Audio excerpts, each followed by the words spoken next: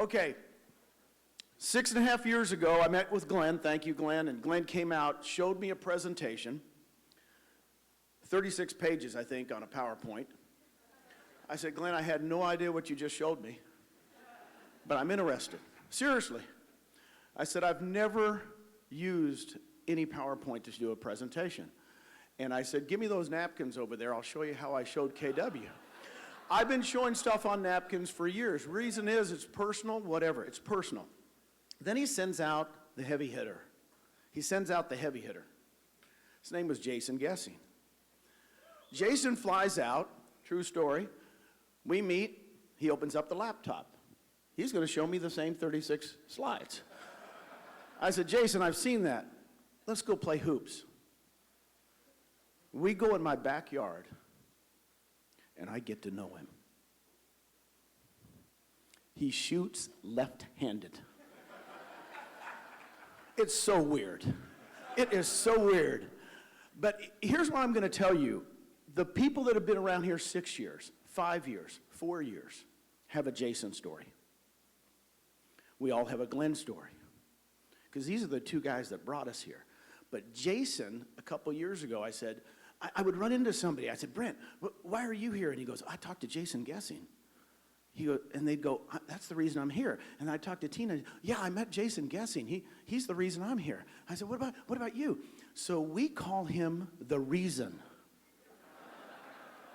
So let me bring up the reason most of us are all here, Mr. Jason Gesing.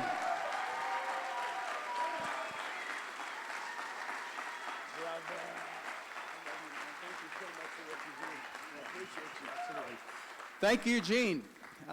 This is incredible. I got to tell you, this is probably one of the best days of my life. I don't know about the rest of you, but I have not left the house in about 14 months. And I love my house, but it gets a little bit tricky. So, not having gone on a trip, I've been a little bit nervous about this. On Saturday, my wife was handing me masks. She's like, here's your mask, here's your backup masks. Here's your hand sanitizer, here's your backup hand sanitizer. Here's a wetsuit if you're going to swim home because there's an outbreak in Cabo. And I'm like, okay, have you seen my wallet? And coming in, we got up, I think, 3 o'clock in the morning yesterday to get on the plane, and the long flight to get here. Absolutely crashed last night. I'm like, I'm going to get a good night's sleep. I'm going to be ready for this thing in the morning. I got this. I go to bed. I slept for about 10 and a half hours last night. Felt fantastic. I get up this morning, and I check a message from James and Brent. And it has the schedule, it has some other things, and then some pointers. Come down here, sit in the front row, immediately while the person before you is here. Don't do this, don't do that. And then there's this one item, and it's dress code, and it says resort professional. And I'm like, what in the world is resort professional? And then I saw Dave, and I know exactly what resort professional is. But one of the first people I saw yesterday was Meg Watson in line checking in, and I realized that the last time I was at a Brent and James event, I think it was in Scottsdale a couple of years ago, and Meg was there, and I remember her saying during her presentation that we're changing lives, right? And as time goes by, that becomes just more and more true. Veronica spoke. By the way, I've never heard of anybody retiring their parents as a result of EXP. I absolutely love that. I think that's just one of the greatest stories. And so, as my mother would say to me, I'll say to you, look at what you've done over the last year and a half. There's a couple of things that I think are notable. The first is the market, right? The housing market just remains incredibly strong. Low rates, you've got government programs that are keeping things up. And then you've got this whole idea where people are going to where they actually want to live. They're not even considering where the office is anymore, right? They're moving all over the place. They're getting more space. They're in a better climate. They're with family. And so the market has just been really strong. And then when this all started, of course, about a year ago, we were fearful. We had to make some difficult decisions about staff, worried that the market was going to completely grind to a halt. And honestly, we worried about our growth a little bit. And, I think agents anticipating that the market was going to slow down like they always do, some got out of the business, and yet we just continued to grow. And so that's been amazing. And at the same time in the industry, brokers and agents have all had to figure out how to pivot. How do I maintain culture? How do I continue to communicate? How do I build community? How do I support my agents? when I can't be with them. And we had this huge head start. We already knew it. I mean, the best thing for me about the pandemic was I got to go to work every single day and not even think about it.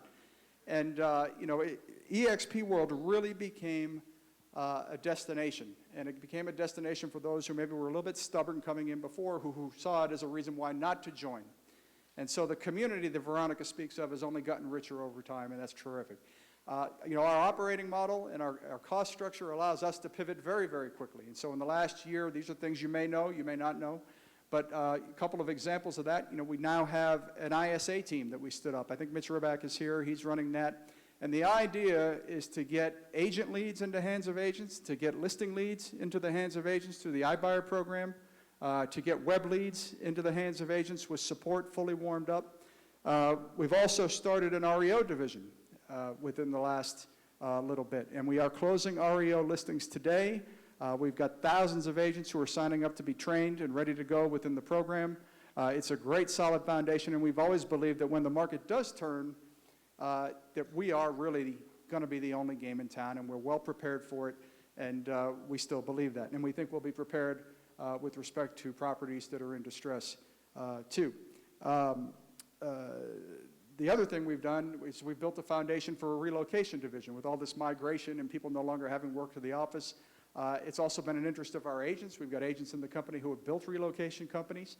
And so we started that late last year, too, and I can tell you that just today, now this is just between January 1st and April 24th, so I guess like last Thursday or Friday or something, we have had 138, where is my numbers here? 189 referrals, 176 of those are active, 38 are pending, 13 are closed. The pending and closed combined represent about $30 million in business, and we're just getting started. This morning, on commercial's another example where we've pivoted. And this morning we had 8,300 people register for our third week-long commercial training program that Jim Wong is putting together inside of EXP World. I mean, it's absolutely incredible. And I can remember back in 2009, 2010, or I guess 2010 after I joined, Glenn was always talking about the perfect storm. And I'm like, what is he talking about, perfect? And but this idea that consumers had more information than they ever had before, right? You had fixed and rising overhead costs and you had a down market. And when we think about commercial, we fast forward 11 years and it's like there are entire classes of property, the purpose of which is going to have to be reimagined, right? Entirely. I mean, commercial is going to have to be more digital. It's going to require some really big ideas and big thinking about how commercial should look going forward. And that can either be accomplished at a small independent office in any town in America, right, where you're just hoping that the firm next to you doesn't figure out the solution to the problem first, or it can happen in a place where 8,300 people are signing up and you got the heads of all the industry trade groups and they're coming together and they're working on things together. So I'm really, really, really excited about commercial. And of course, then there's global expansion. I mean, it's wonderful to be in Mexico and actually be in Mexico. So thank you, Michael Valdez. I think in the last year, what are we, 13 countries now? 14 today. Which is today? Colombia? Colombia. Welcome, Colombia, today. But, all of this for me is really dependent upon the concept of agent ownership, right? The idea that agents are both the shareholder and the customer of this company. That there's absolute alignment between what it is that the agents want and what it is that the company wants. There is no divergence there whatsoever. And a lot of that, inherent in the concept of agent ownership is this idea that you're going to look after one another, whether that's through extend a hand or you're just picking somebody up because, they lost a family member or something like that. And we see that over and over again. Veronica talks about culture and community. And I just get really excited when I hear people talk about these things when we're talking about a virtual company. And it starts with Glenn. And Glenn has always, from day one, looked after the agents. Every decision we make always begins with the question, what's best for the agent? And if I look around, people are seeing what we're doing. They're seeing our growth. They're talking about us now. Veronica says it's the place everybody's going to want to be. I think it's already the place that everybody wants to be. And to that point, there are others, and there will be others who will try to replicate what we've done and take the same approach. But the one thing that they can't replicate is what makes us succeed. At EXP, we succeed because we don't do what other people are doing, right? So every time somebody says, well, look, the industry's going to the left, Glenn says, well, why don't we go check out what's going over here to the right, right? And that really is a true differentiator, and will continue to be. And agent ownership drives all of this. While other companies are filling their board seats with Wall Street people or finance people that have lent money on terms far more favorable to them than they are to the company or the agents of that company, we filled our board seats with agents.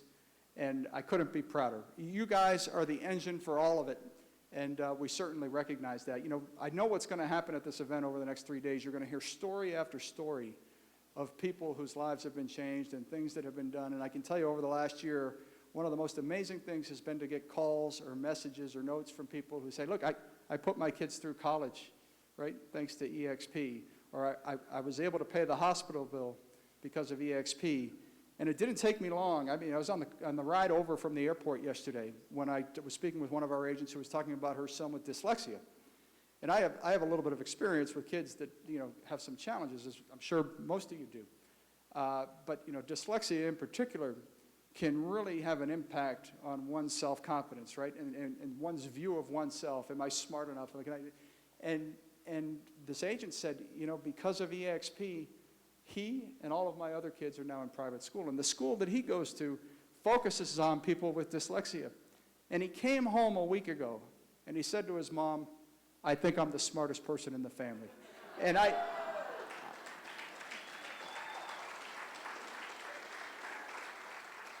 I just think that's the best story I've heard so far. And there are more stories to come. I just want to say to Glenn, this has been the most wonderful experience of my life. I wouldn't trade it for anything. I'm so thrilled to be with all of you. Thank you for letting me be part of your day and your life. Thank you, Brent.